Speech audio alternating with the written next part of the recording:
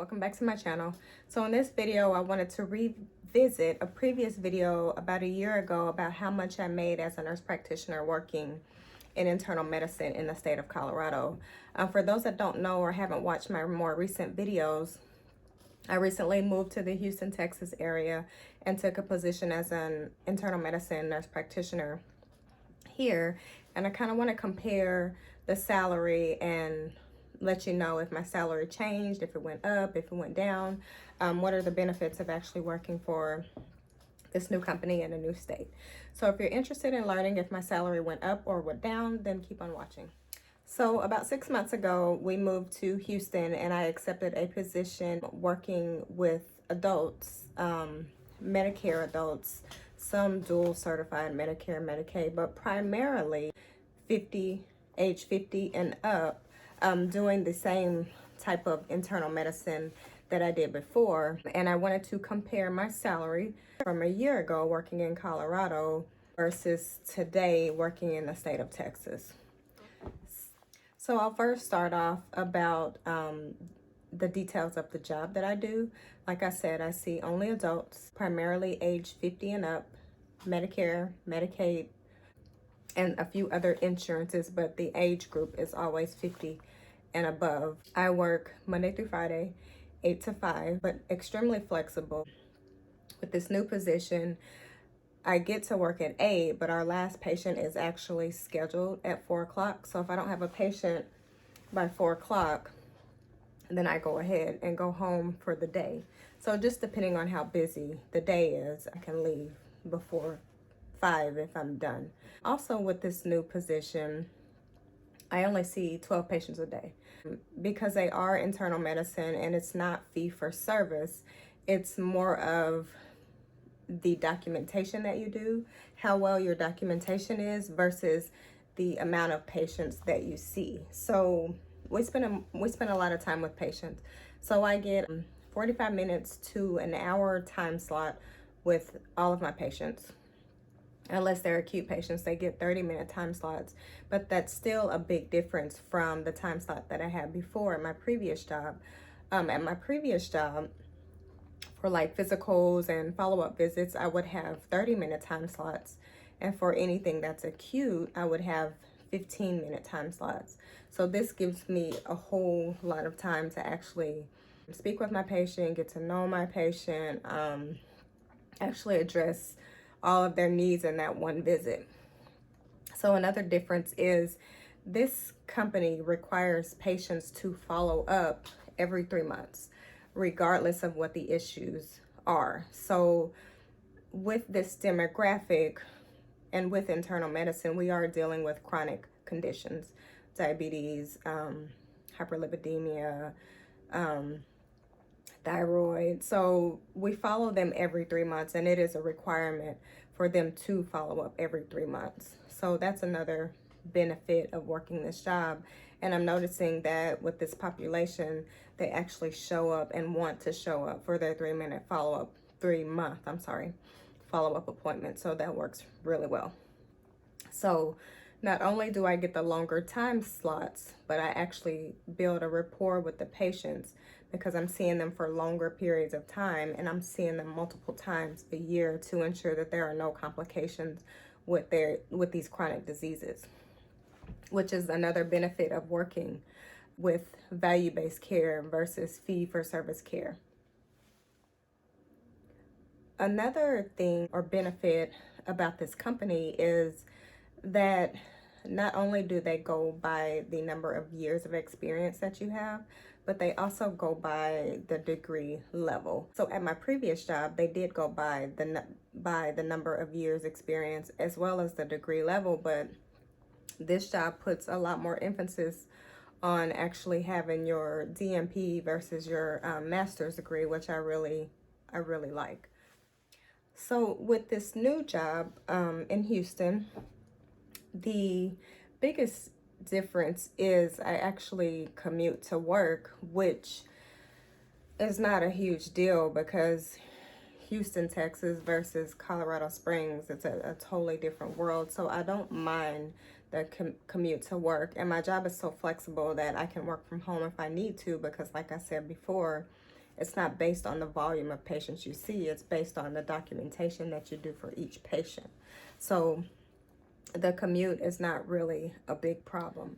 So as with the other job where they paid you additional to have different certifications, this position didn't really require the X waiver or anything like that, because we don't typically manage pain. We manage acute pain, but if it's something that's chronic, we don't manage it. We send it to pain management.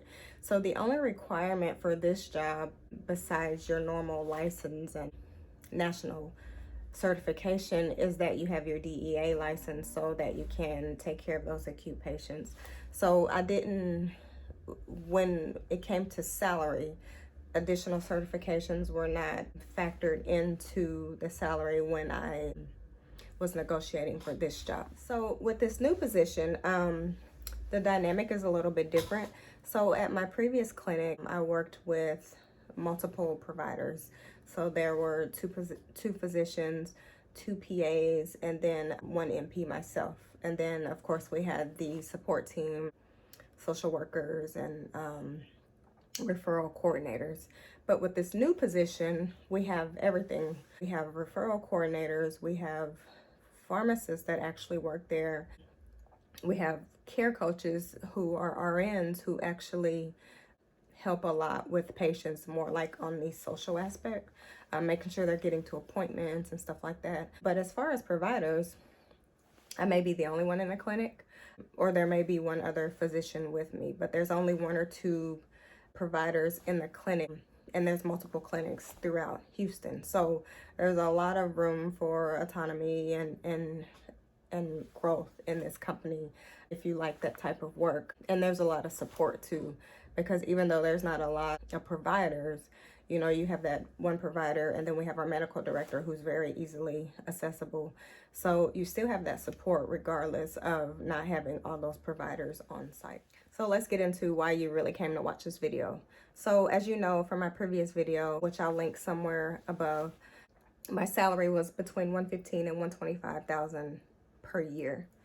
So has my pay gone up? Yes, which has been beneficial, because not only has my pay gone up, but the cost of living is half of what it is in Colorado.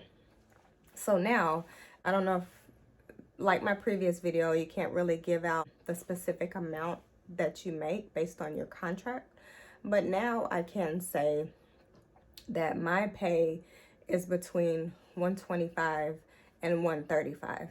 And that's just a base. That doesn't include incentive bonuses. And when I say bonuses, you get those bonuses by meeting your measures through your documentation. So my bonus with this company for the year is 10% of your annual salary. So it would be 10% of the range that I gave you of $125,000 to $135,000. So when you factor in the 10% bonus over the year, and with the bonus, you're paid quarterly. So they'll break that amount that you get for the year into a specific amount each quarter based on the measures that you met. So the range, calculating it with the bonus, my pay is between about, I'll just round up, between $140,000 a year to $150,000 a year.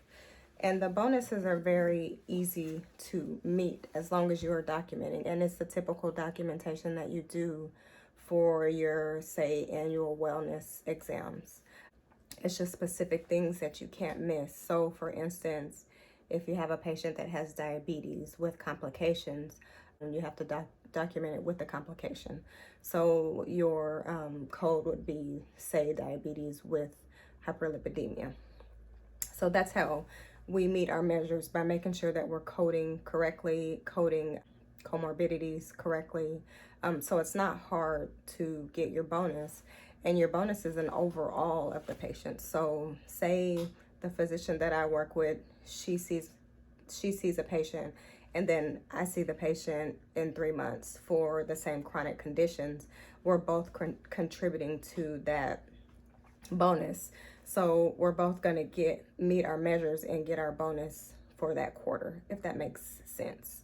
So to summarize, yes, my pay has gone up significantly with my bonus, with my base pay and my bonus. I would say that my pay has increased $15,000 to $20,000 per year, which is great because, like I said, the cost of living in Houston is half of the cost of living in Colorado. So thank you for taking the time to watch this video. I hope you found this helpful. If you have any questions, just leave them below and I'll answer them as they come, and stay tuned for the next video.